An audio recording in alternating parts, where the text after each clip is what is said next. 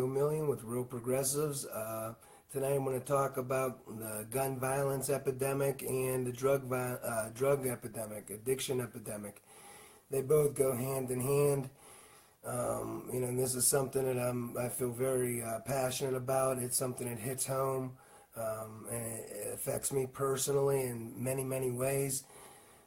So first I want to explain that our government inflicts economic terror on society by targeting unemployment, which is intentional systemic poverty, okay? And then our government inflicts police terror by criminalizing nature and peaceful behavior. So cops legally rape, rob, and kill people over evil flowers. All in the name of corporate profits, of course. They don't know that all the time, but that's what it's all about, and then we cut the social safety net, and so all of this teaches our kids from birth to put profit over people in society, okay? And then we drug all of our kids with for-profit medicines like Adderall, which is basically like cocaine. So we're inflicting economic terror, we're inflicting police terror that radicalizes people. We cut the social safety net, things like mental health, things like education.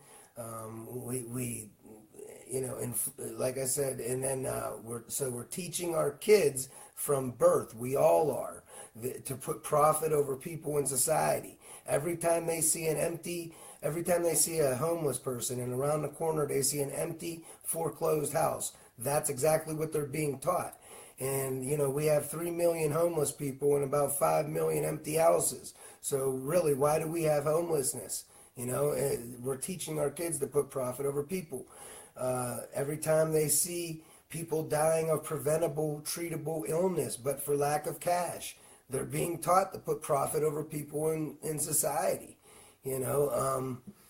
So when every time they see people without a job and they see their communities that are, crumbling around them, starved of human resources, starved of infrastructure, they're being taught to put profit over people in society, okay?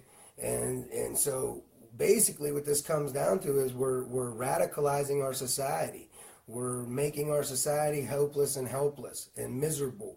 We're inflicting all this terror on the 99%, all this pain, austerity, pointless austerity that kills more than guns and drugs combined, okay?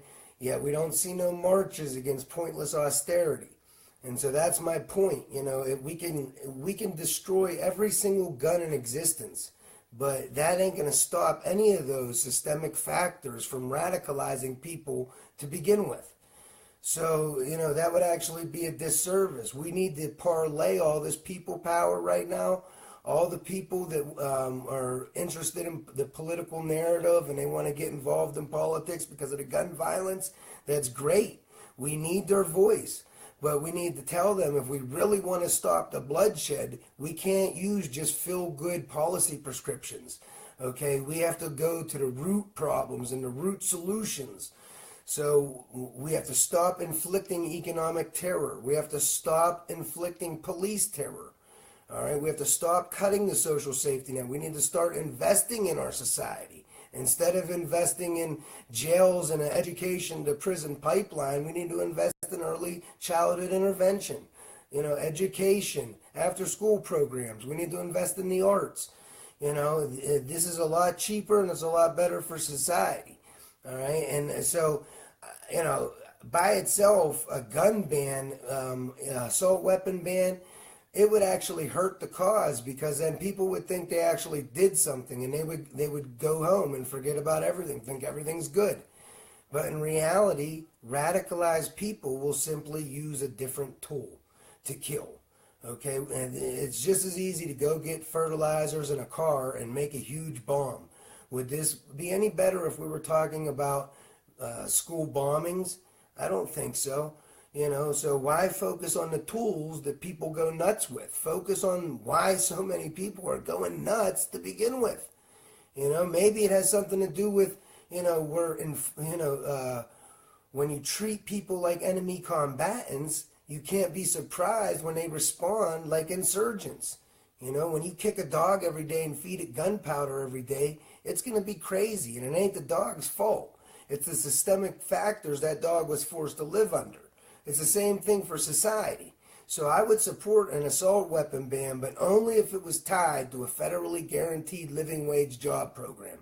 Because this is how you address all the systemic factors. And this is how you you put systemic hope back into the system, right?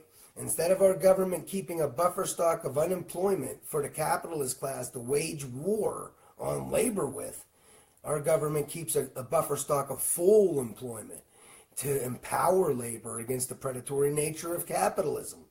Okay, through full employment, we have a true democratic means of production through which we can increase the real resources of just about any real resource we need for the general welfare of society. We could raise everybody's standard of living, and we have labor for single-payer healthcare. Then we'd have labor for green, sustainable energy, labor for education, labor for elderly care, child care, you name it. All these things that increase our standard of living. And when you think about our trade deficit, we're getting all them products from overseas, and so that allows our jobs to focus on our society. But, our government must replace the dollars that are lost. When we're buying China's products, China's getting our dollars. Those dollars are leaving the economy. So our government must deficit spend enough to cover all the different leakages in the economy, from foreign leakage to tax leakages, savings leakages.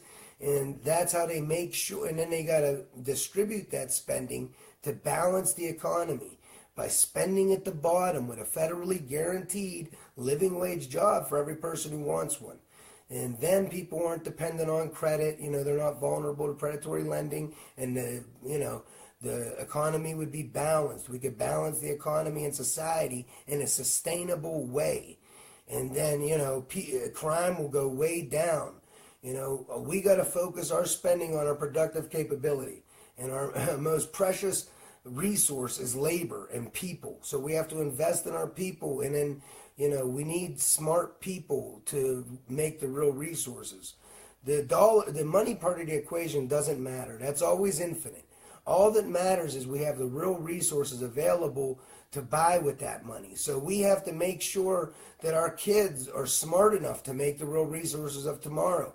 We have to make sure that, our kids are healthy enough. So we need single-payer health care, to make the real resources, to be productive. We have to make sure we have green, sustainable energy so that we're not depleting our natural resources and poisoning ourselves.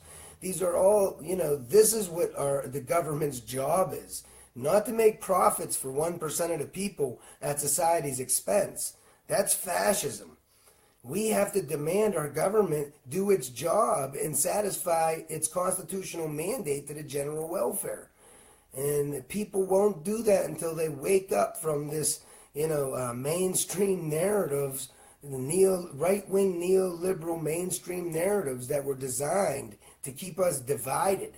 So learn MMT, understand the public purpose. This is our government's job. A socially owned government is supposed to work for the public purpose and let the individual make what they can from that. It's never supposed to work for the private purpose of the individual and force our society to make do with the scraps. All right, that's not how it works. And it's right in the Constitution. We're guaranteed government for, of, and by the people. That's democratically, socially owned government. That's socialism, and it's baked right into the Constitution before socialism was even a word. Capitalism only exists in the private sector, and only to the extent that our socially owned government allows.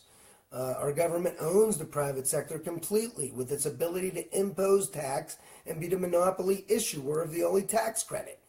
All right, nobody even owns property in America. We all rent. We all pay tax.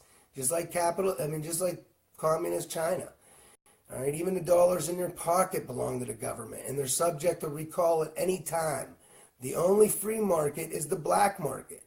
Okay, government owns everything, and its job is the public purpose. So get on the same page, interject this truth everywhere it's needed. We got to fight. It's time to wake everybody up. I'm through playing. Thanks, guys. Take it easy.